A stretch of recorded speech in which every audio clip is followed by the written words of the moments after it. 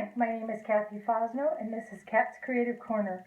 Welcome to Tuesday's cards. Today we're going to be making a bird card using Best Birds stamp set. This stamp set is in our annual catalog, and I just love this bird. I think he's adorable. There's actually two birds, and it comes with a die set that has the birds. It also has some detailed birds. This would be an example of one of the detailed birds. Then there's another one that's not quite so many lines, but as you can see, when you put a cardstock behind it, then you have colors behind your bird. So you could do it with any color. I use this one for a mask. You can cut out the branch and some flowers. There's all kinds of things to cut out. So it's called Birds and Blooms Thinlit Set, and this is a bundle. At this point, I believe it's still a bundle. I'd have to check to make sure. Anyway, this all is from that one bundle, and I just used different color schemes and made two completely different looking cards. So I wanted to kind of play, so I'm going to start with a piece of elegant eggplant cardstock cut at 5.5 by 8.5 and scored at 4 1/4. And we're just going to use the basic card fold, just the straight up and down, right in the middle, and the opening at the bottom. Okay. Then I'm going to add, on this one, as you can see on these, I did a piece of colored cardstock and then another piece and then the white, what I did on these. I'm going to start this time with white, Whisper White, and I'm just going to put that right in the center, and this piece is measuring 5 1/4 by 4. And then I'm going to take a piece of Pink Pirouette or Blushing Bride. I think this is Pink Pirouette, maybe Blushing Bride. I'd have to really compare. So I think it's Blushing Bride now that I think about it. Okay, so we're going to put that right in the middle of your other card, and this one is 5 by 3 3/4. Okay, we'll set that aside for a moment. Oh, wait, before we do that, I'm going to take a piece of 5 1/4 by 4 and put it in the center of the card inside. That way you have something to write on. Okay, because it's kind of hard for ink to show up on the elegant eggplant. All right, now we are left with this last piece, and this piece is, let me think if I can remember, this piece is, hang on, let me turn this around and I'll tell you exactly how big it is. This piece is 4 1/4 by 3 1/2. 4 1/4 by 3 1/2. Okay, sorry, I don't mean to make you sick there. Had to remove that and put it back. Okay, we're going to use the little flower that comes with the stamp set, and I'm going to stamp with Elegant Eggplant, and I'm just going to make a background. Now, when you're using photopolymer stamps, remember to always use a pad underneath, because the photopolymer does not have a pad. It is just a piece of photopolymer. So it doesn't have a pad underneath it like our clear stamps do and our wood-based.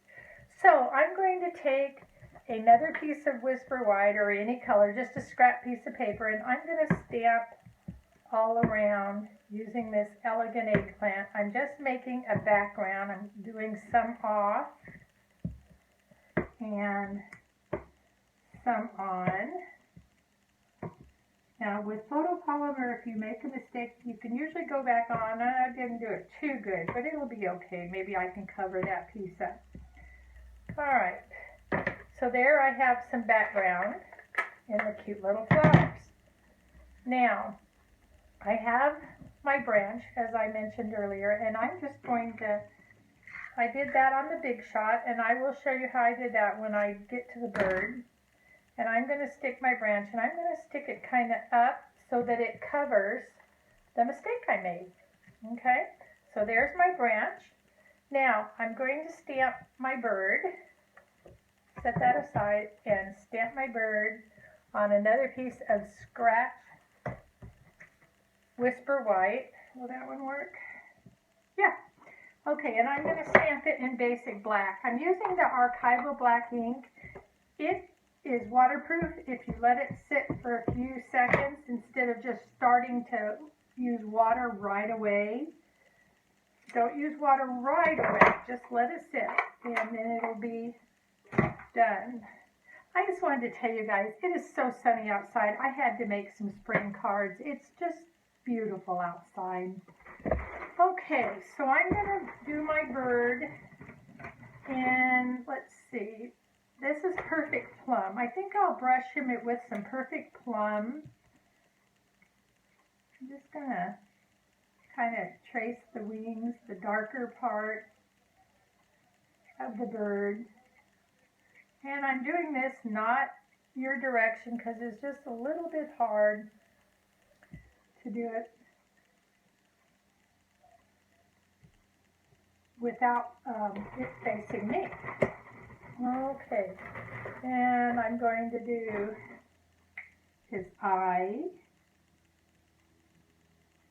And then I think I want to use Sweet Sugar Plum for part of the rest of him. We're going to use the brush end of our markers. These are our markers. And I'm just going to make our bird. Now, you know, the fun thing about stamping is your birds don't have to be a color that is real.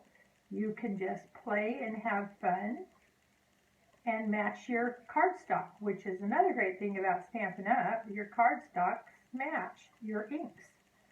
So today I made a sugar plum and what was the other one? Sugar plum and, now I can't remember, I'll have to look again. Sugar plum and Perfect Plum. So 2 plums I used on this one today. And, oops, I do want to put a little beak on him. I'm going to use Pumpkin Pie and do his beak and maybe his little feet. Get them in there. Okay. Birds do have to have orange beaks, right? Okay, so now we're going to take our Big Shot. Oh, first I wanted to color it with the watercolor. So I've got my aqua painter right here. The aqua painters come with a little tube that holds water. The tip unscrews. You put your water in the hole and then you screw it back on. And then you have your brush. Now if your brush is dry, you just squeeze a little bit and the water will come out. So I don't want a real wet brush. I just want it light because I want to go over this and kind of get it to blend a little bit better. So I'm just going over the bird like that, just to give it a little bit of a watercolor effect, a little bit of a blend. Okay, now I'm going to take my Big Shot and I'm going to put my platform, the Big Shot platform, and the thin plate, the thin die plate, which is what we're using, and one of our acrylic plates, and I'm putting him down on that. And this is exactly the same thing that I did to do my my branch. Okay, so I'm wondering why this one doesn't, I think, nope, that won't work. This is the one. Okay, so see, sometimes you have to play with them a little bit. Make sure that the edge that you use has a little ribbed edge, whereas on this side it's smooth. So you want to put it on the side that's got the little rivet, and you want to line it up to the bird. Now sometimes in all you're cutting, it will move.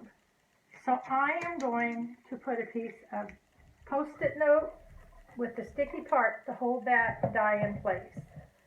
Okay, now I need the other top.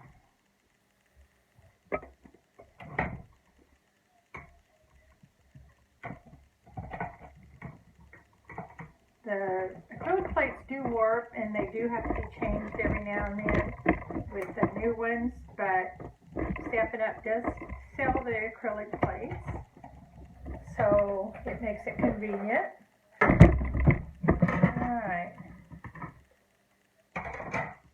set that aside, and there is our little bird all cut out. Okay, so where's my paste? Okay, now I just want to put my bird on the branch, and I'm going to use dimensionals, Stampin' Dimensionals on the back of my bird. Hope I'm not doing that out from camera. I'll check it, and if I am, I'll do this. If it's real bad, I'll do the video again, but if not, hopefully it'll work. Okay, so the bird with Stampin' Dimensionals is raised a little bit.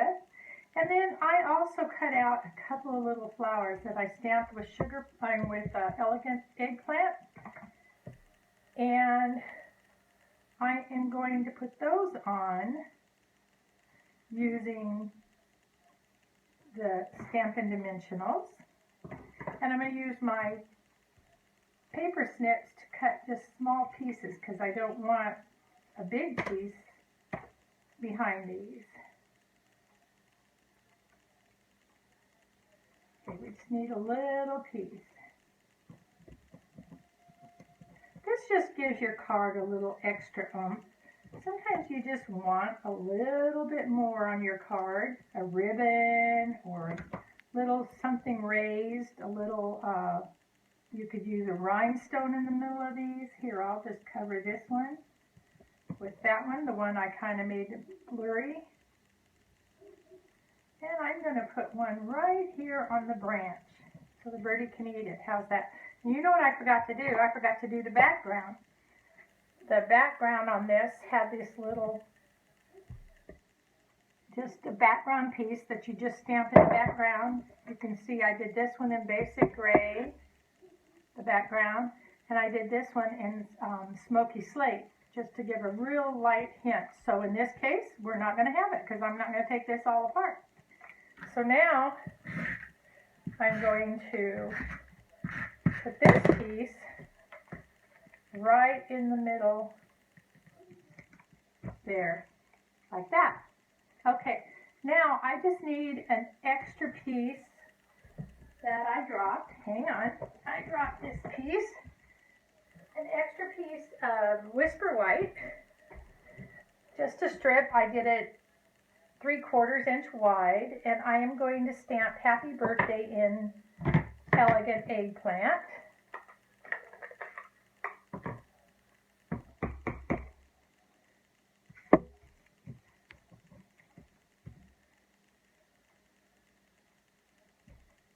Okay, and then I'm just going to cut. And then I'm going to cut down the center. Let's see, that's not quite straight.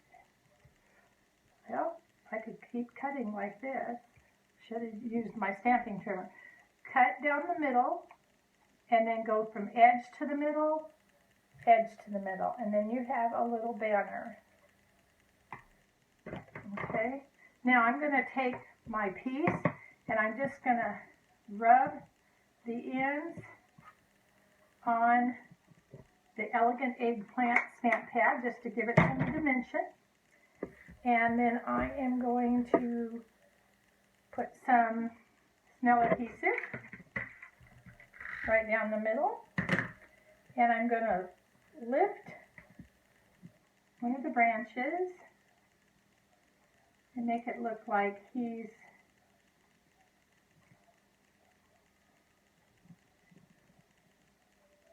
there we go. Just put it wherever it's pleasing to you. I still want it under a branch, I think. So I'm going to lift that branch up a little bit. and put this under the branch.